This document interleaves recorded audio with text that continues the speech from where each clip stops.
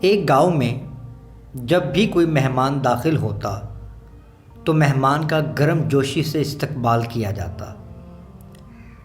مہمان کے لیے ایک دسترخوان بچھایا جاتا اور اس کے سامنے طرح طرح کے کھانے پیش کیے جاتے، مگر مزیدار کھانوں کے ساتھ ایک ڈنڈا بھی رکھ دیا جاتا۔ مہمان طرح طرح کے کھانوں کو دیکھ کر خوش ہو جاتا تھا، مگر ساتھ ہی پڑے لمبے اور موٹے ڈنڈے کو دیکھ کر ڈر جاتا۔ مہمان سوچتا کہ گاؤں والے مجھے کھانا کھلانے کے بعد کہیں اسی ڈنڈے سے مارنا ہی شروع نہ کر دیں۔ ایک دن گاؤں میں مہمان داخل ہوا تو گاؤں والوں نے اس کی خوب خدمت کی۔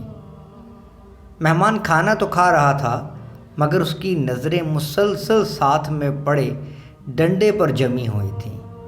مہمان نے سہمے ہوئے لہجے میں پوچھا کہ آپ لوگوں نے یہ ڈنڈا ساتھ کیوں رکھا ہوا ہے؟ گاؤں والوں نے کہا کہ یہ ہماری ایک رسم ہے، جب سے ہم پیدا ہوئے ہیں تو یہی رسم دیکھ رہے ہیں۔ مہمان نے کہا مجھے اس رسم کی وجہ معلوم کرنی ہے، ورنہ میں یہاں سے نہیں جاؤں گا۔ گاؤں والے ایک بزرگ کے پاس لے گئے اور ڈنڈا ساتھ رکھنے کی وجہ پوچھی۔ بزرگ نے کہا بے وقوفو، اتنا بڑا ڈنڈا کیوں رکھا ہوا ہے؟ ہمارے دور میں تو مہمانوں کے ساتھ چھوٹا سا ڈنڈا رکھا جاتا تھا۔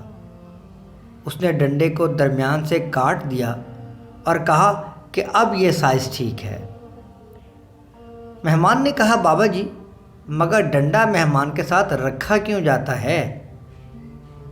بزرگ نے کہا بیٹا، اس کا علم مجھے نہیں ہے۔ مہمان کی ضد پر گاؤں والے ایک اور بزرگ کے پاس گئے اور ڈنڈا رکھنے کا سبب پوچھا۔ وہ بزرگ پہلے والے بزرگ سے کچھ سال بڑا تھا۔ جب اس سے وجہ پوچھی گئی تو اس نے کہا عقل کے اندھے، مہمان کے ساتھ چھوٹی سی چھڑی رکھی جاتی ہے۔ اس نے ڈنڈے کو چھیل کر ایک چھڑی بنا دی، مگر وہ بھی وجہ بتانے سے قاصر رہا۔ تو گاؤں والے پریشان ہوئے کہ مہمان کو کیسے راضی کریں۔ وہ ایک ایسے بزرگ کے پاس گئے جس کی عمر 100 سال سے اوپر تھی۔ جب اس عمر رسیدہ بزرگ سے وجہ پوچھی گئی تو اس نے کہا ارے عقل کے اندھو، اتنی بڑی چھڑی ساتھ کیوں رکھی ہوئی ہے؟ ہمارے وقتوں میں تو ایک چھوٹا سا تنکا چھیل کر مہمان کے ساتھ رکھ دیا جاتا تھا، تاکہ اگر کھانے کے بعد مہمان کے دانتوں میں گوشت پھنس جائے تو لکڑی کے تنکے کی مدد سے وہ گوشت نکال سکے۔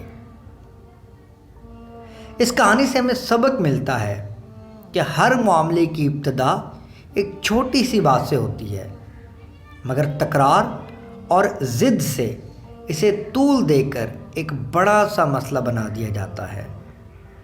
ایک چھوٹا سا بچہ ٹافی چھن جانے کی وجہ سے گھر میں روتا ہوا جاتا ہے تو اس کا باپ دوسرے بچے کے دروازے پر پہنچ جاتا ہے، باہر نکالو اپنے بچے کو، ابھی سبق سکھاتا ہوں۔ دونوں کے والدین میں لڑائی ہو جاتی ہے، ایک دوسرے پر ڈنڈے برسائے جاتے ہیں اور دونوں خاندانوں کے لوگوں کو ہسپتال منتقل کیا جاتا ہے، مگر اگلی ہی صبح وہ بچے آپس میں کھیل رہے ہوتے ہیں۔